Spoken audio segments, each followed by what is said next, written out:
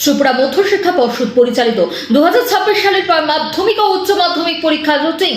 ত্রিপুরা মধ্যশিক্ষা পর্ষদ পরিচালিত 2026 সালের মাধ্যমিক ও উচ্চ মাধ্যমিক পরীক্ষার রুটিন ঘোষণা করলেন বোর্ড সভাপতি ডক্টর ধনঞ্জয় গণ চৌধুরী। উপস্থিত ছিলেন সচিব দুলাল দে। প্রেস মিট এখানে করছি বোর্ডে, পাশাপাশি আমি একটা ইনফরমেশন দিয়ে রাখি। আমাদের প্র্যাকটিক্যাল পরীক্ষাটা শুরু হচ্ছে 17 তারিখ থেকে, নভেম্বরের 17 থেকে 5 ডিসেম্বর পর্যন্ত।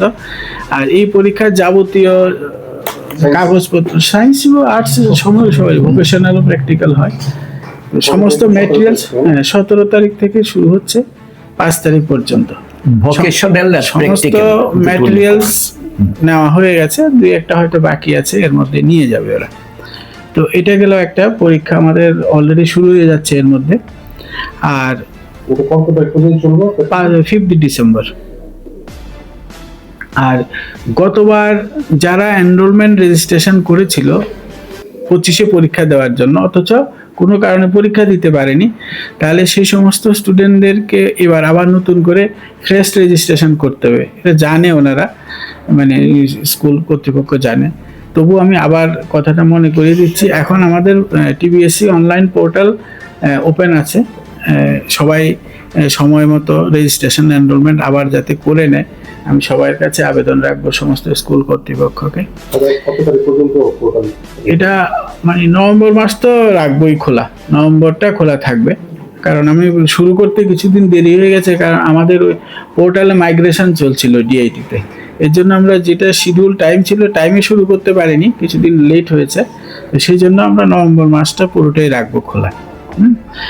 তারপর আর কারেকশনস, এটা প্রতি বছরই হয়ে থাকে। আবারও বলছি, রেজিস্ট্রেশন এনরোলমেন্ট যাদের হয়ে গেছে তাদের মানে বিভিন্ন রকমের ভুল ভ্রান্তি থাকে। এই কারোর নামে কারেকশন, কারোর ডেট অফ বার্থে কারেকশন, বিশেষ করে কারোর সাবজেক্টে কারেকশন, এগুলো প্রতি বছরই হচ্ছে।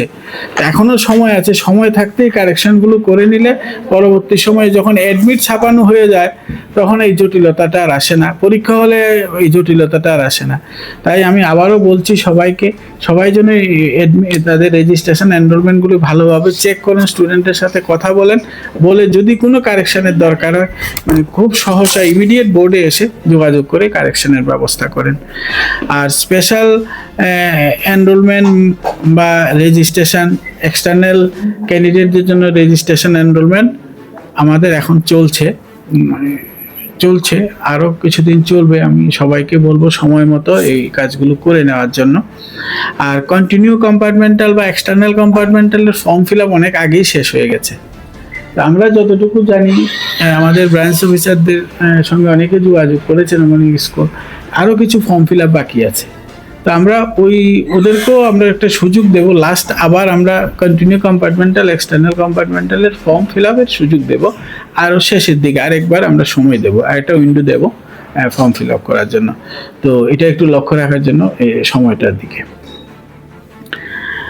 আর আরেকটা যেটা গুরুত্বপূর্ণ বিষয়, এটা প্রতি বছরই হচ্ছে।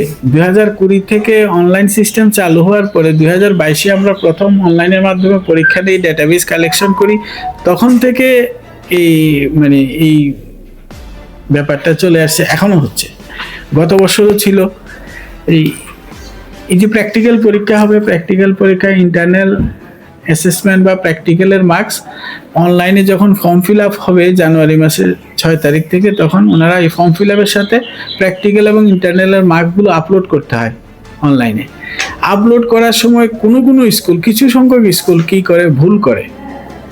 কারোর 20-র জায়গায় এবার কত দিয়েছে, 2 বোধহয় বা এরকমই একটা সংখ্যা, তাহলে 20-র জায়গায় 2 দেওয়াটা মানে ওই স্টুডেন্টের জন্য কীরকম একটা মানে হতাশাব্যঞ্জক অবস্থা। তারপর ইন্টারনালে অনেকে মানে কম দেয়।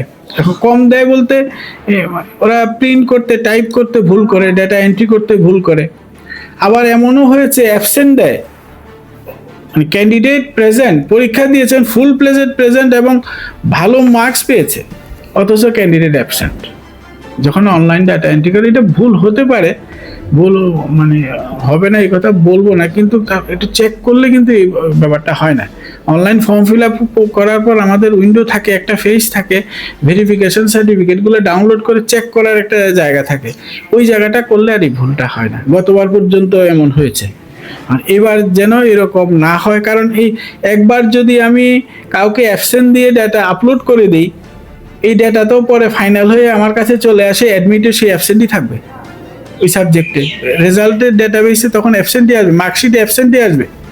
এটা চেঞ্জ হবে কি করে? এটা তো এমন না রেজাল্ট হয়ে গেছে, আমার ইন্টারনাল দিতে ভুল হয়ে গেছে, অনলাইনে আমি অ্যাবসেন্ট করে ফেলেছি, রেজাল্ট হয়ে গেলে কি এগুলো কারেকশন করার কি কোনো ব্যাপার থাকে?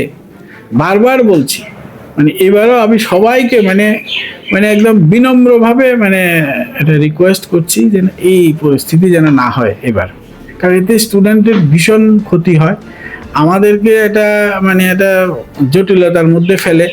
আমরা না পারি কারেকশন করতে, না পারি সহ্য করতে, চোখের সামনে দেখছি স্টুডেন্ট মানে সাফার করছে, কিছু করার থাকে না। রেজাল্ট তো দুইবার হয় না, একজন স্টুডেন্টের কি রেজাল্ট দুইবার পাবলিশ করা যায় নাকি?